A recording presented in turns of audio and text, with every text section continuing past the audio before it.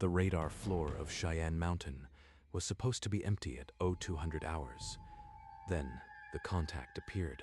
140 feet, 0 knots, directly over open Pacific. Every operator in the bunker knew the first rule: never log a contact below 200 feet over the Pacific. Rule 1.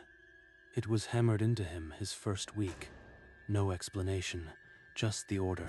His fingers hovered over the keyboard. Instinct said, log it. Training said, log it. Training said, don't. He pulled his hand back. Whatever that thing was, it wasn't his to report. The blip stayed, motionless. 41 minutes passed. It didn't flicker, didn't climb, didn't vanish. No aircraft hovered like that. Not out there. He felt the cold granite walls pressing closer. The bunker's silence grew heavier. Rule 1 suddenly felt less like protocol and more like a warning. The contact remained on his screen, a single bright point in the empty Pacific night, waiting for something. Raymond remembered his first day at NORAD 6 years earlier. Martinez, before you sit a console, you need to hear something that isn't in the manual. Major Davis led him to a windowless briefing room and closed the door. There are 5 rules here, unofficial. You follow them or you don't last. Davis pointed to a whiteboard with 5 lines of black marker. These rules are not optional. Your life depends on them more than any protocol. Rule 1, never log a contact below 200 feet over the Pacific, ever. Raymond wanted to ask why, but the look in the Major's eyes made the question feel dangerous. He memorized the rules that day, though he didn't believe them yet. 6 years later, with the blip still frozen on his screen, the rules felt heavier. Major Davis moved to the next line on the whiteboard. Rule 2, Tunnel 4's back wall must never be touched with bare skin. The official reason is static electricity. Ignore it. The Major's voice dropped, and he glanced toward the door, as if someone might be listening. Rule 3, if you hear singing on the comms, do not transmit. Do not acknowledge it. Rule 4, the blast doors close at 2300. Be on the right side. No exceptions. Rule 5. The men and women on the night shift before you may not be the same ones who clock in. Raymond's skin crawled. That last one didn't sound like a rule. It sounded like a rule. It sounded like a warning. Davis capped the marker and turned, his face harder than any officer Raymond had met. You don't talk about these rules. Not to anyone, even inside the mountain. In the present, the blip pulsed once on Raymond's screen, and he understood the rules were not superstition. They were the only thing keeping the mountain quiet. The blip pulsed again, a slow, rhythmic beat that didn't match any transponder signature in the database. Raymond ran a full diagnostic. All systems nominal. No interference, no weather anomaly, no equipment failure. 2 decades in uniform, and he'd never seen a contact sit at 0 knots for 40 minutes, let alone pulse like it was breathing. His hand drifted toward the log button. Rule 1 screamed at the back of his mind. Don't touch it. Whatever this is, logging it won't make it go away. He pulled his hand back. The contact's pulse quickened, flashing erratically on the screen. Overhead, the fluorescent lights flickered, not randomly, but in perfect sync with the blip. A cold drop of sweat traced his spine. He felt eyes on him, not from the cameras, something closer. 2 more hours until relief. He wasn't sure he'd make it. The blip kept pulsing, and the mountain's silence pressed inward like a living thing. Without warning, the single blip on the screen split. Now there were 2. 2 contacts. Identical altitude, identical speed. That's not possible. Then the 2 divided again. 4 blips, motionless, 140 feet above the Pacific. Raymond's hand shook above the console. He still refused to log them. I won't touch it. Rule 1 isn't a suggestion. The Major buried that lesson deep enough. For 11 minutes, the four contacts held position. Then, all at once, they vanished. No trace. No residual signature. The Pacific Quadrant was empty, as if it had never happened. The radar floor returned to normal. The hum of electronics filled the void. Normal was a lie. I know what I saw. I'll never unsee it. The blast doors hummed in the distance. Relief was coming. Raymond wasn't sure he wanted to see who walked through them. The heavy footfalls stopped just outside the radar room. When the door swung open, Raymond expected a familiar face. Not this. The man wore the same flight suit, same build, same haircut, and stitched above the pocket. Martinez. Rough shift. I'll take it from here. That's not my voice. But it came out of his mouth like he'd been using it for years. The doppelganger slid into the seat, fingers finding the keyboard as if he'd sat there 1,000 times. Raymond stammered through the handover. No incidents, no contacts, and backed toward the door. The man didn't look up again. Just logged something Raymond couldn't see and smiled faintly. Raymond drove home in silence. The rearview mirror reflected only his own eyes, but he couldn't trust them. Did I imagine him numb? The name tape was real. Everything else felt wrong. The Colorado snow fell heavier now. By dawn, he'd be someone else's memory. He just didn't know it yet. He stood at his apartment door, key in hand, but couldn't turn the lock. The image of the other Martinez replayed in his mind. I can't shake it. Every time I close my eyes, I see that name tape. Martinez, my own name. He checked his phone. No messages, no alerts. The base would have called if something was wrong, but nothing was right. Was he even real? Maybe I am cracking. 6 years inside a mountain can twist things. But the rules were real. The blips were real. And that man, that copy, was not a hallucination. I have to go back, confirm who's sitting at my console. He started the engine. The clock read 3:07 a.m. Snow was already sticking to the windshield. The drive back to Cheyenne Mountain felt longer than any shift. Headlights in the opposite lane made him flinch. Every pair of eyes was a threat. What if he's still there? What if he's not? Neither answer feels safe. The granite peak loomed ahead, floodlights cutting through the storm. He was going back inside. Raymond pulled up to the guardhouse. The barrier was down, floodlights turning the snow into a wall of white static. Identification. Raymond passed his badge through the slot. Harris swiped it. The reader beeped red. Swiped again. Red. Badge isn't scanning, and there's no Martinez on the duty roster tonight. That's impossible. I just left my shift 2 hours ago. Check the log. Raymond Martinez, radar tech. Sir, the system shows no Martinez clocked in or out for the past 24 hours. Then pull up the radar room feed. Right now, let me see who's at my console. Harris and Turner exchanged a look. Then Harris gave a slow nod. Turner tapped the keyboard. The security monitor pivoted. Raymond leaned forward, breath held as the grainy black and white image flickered to life. He saw the radar floor, and he saw the man sitting at his station. But the face was his own. The man on screen was his mirror image. But the smile was wrong, too calm. The doppelganger turned his head upward, as if sensing the camera.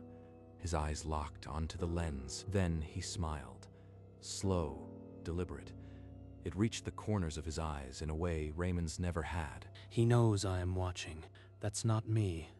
That man has never been on shift. You have to stop him. His credentials check out, sir. He's logged in properly. There's no alarm. They don't see it. To them, he's just another tech. But that face... Raymond's fist pressed against the glass. On screen, the double kept logging contacts, serene.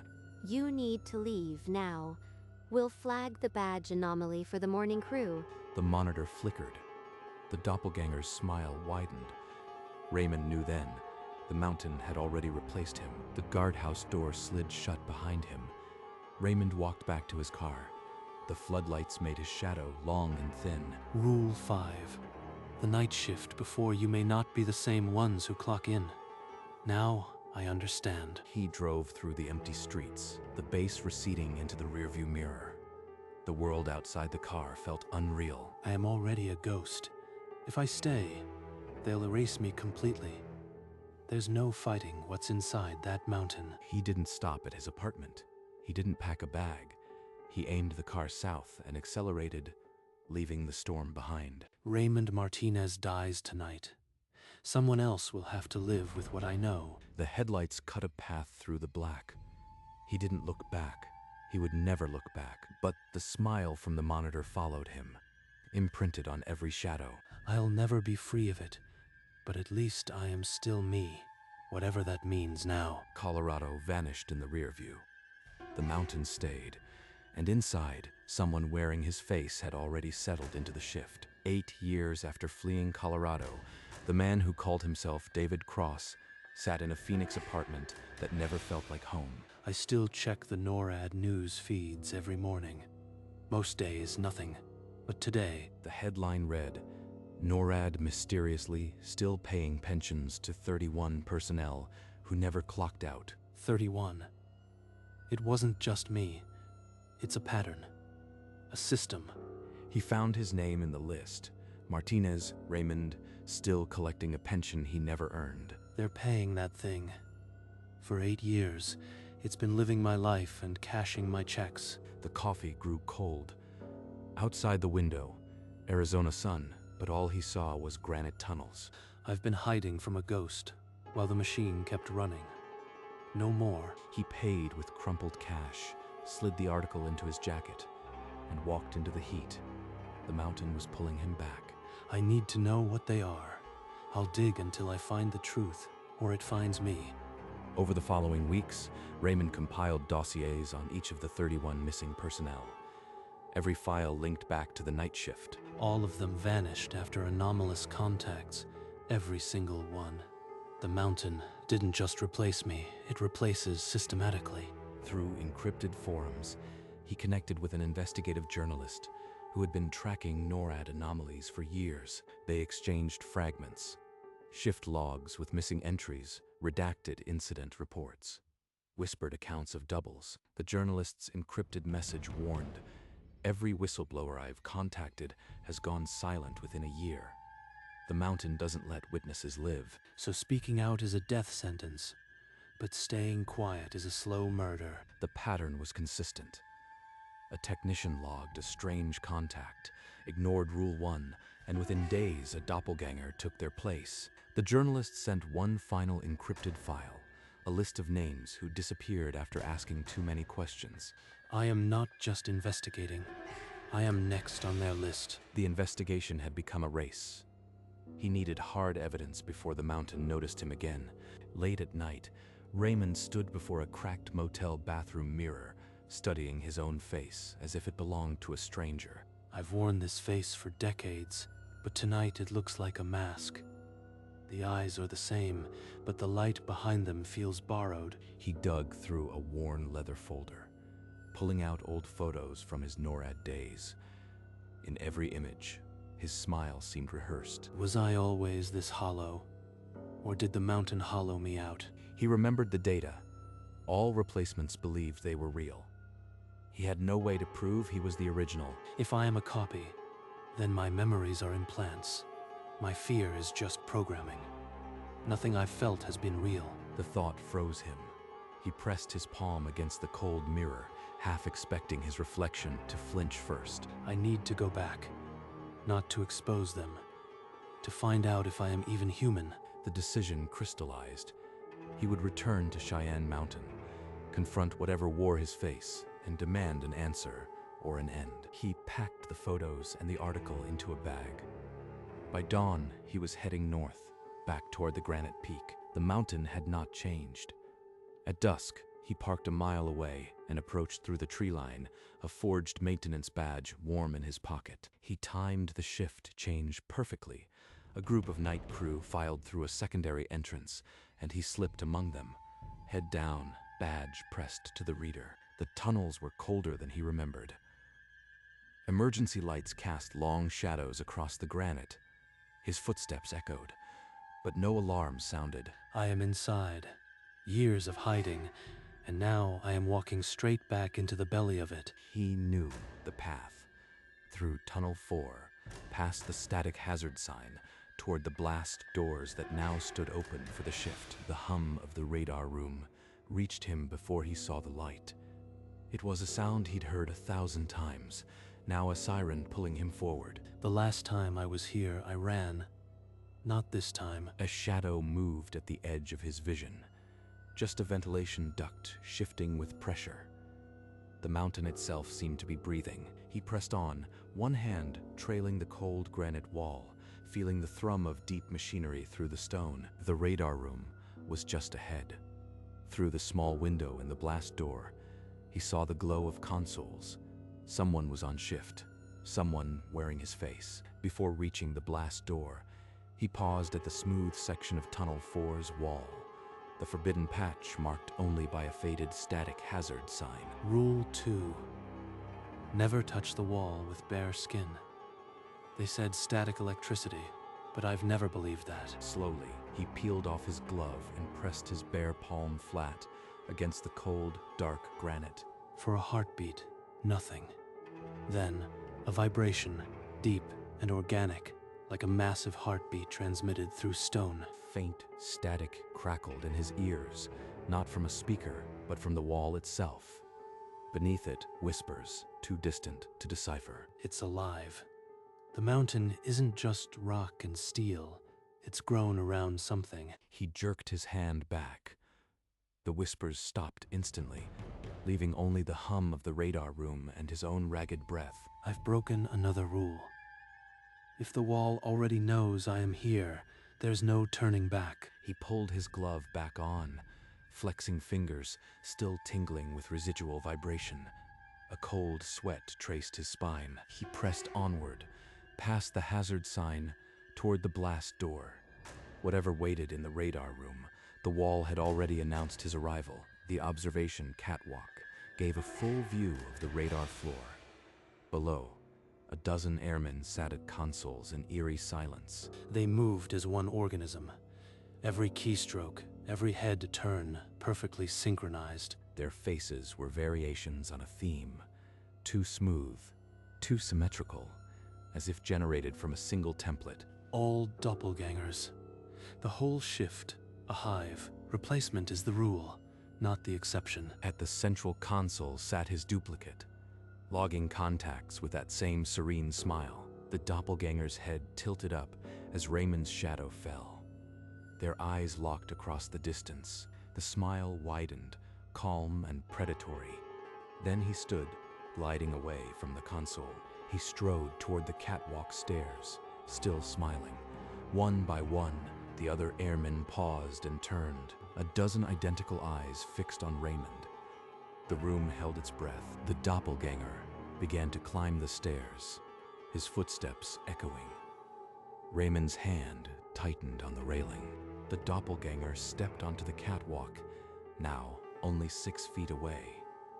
Raymond saw his own features on a stranger's face. You were never supposed to return.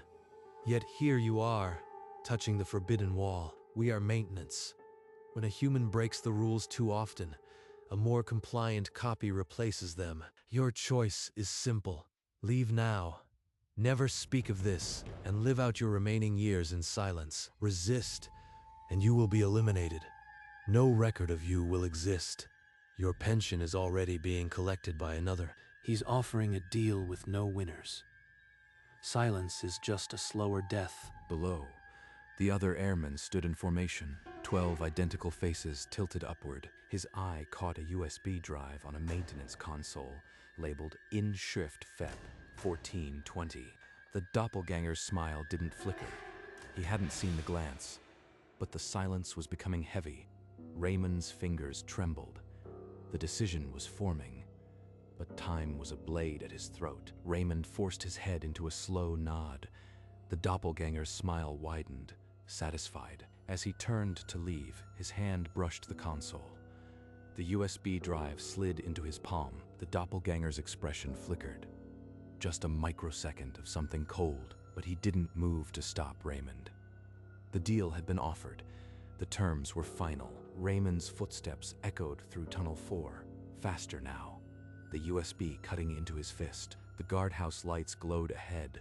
This time he didn't stop, just flashed the forged badge and kept moving. The car engine roared. He peeled away from the mountain, the USB drive lying on the passenger seat like a ticking bomb. I have something they don't know about. Maybe enough to unravel all of them. Behind him, the mountain swallowed its secrets again. But tonight, one piece had escaped. The road ahead was dark, but Raymond kept his eyes forward. For the first time in 8 years, he had a reason not to look back. 2 days later, Raymond met the journalist in a dim, cluttered office. He placed the USB drive on the desk without a word. They spent hours poring over the files.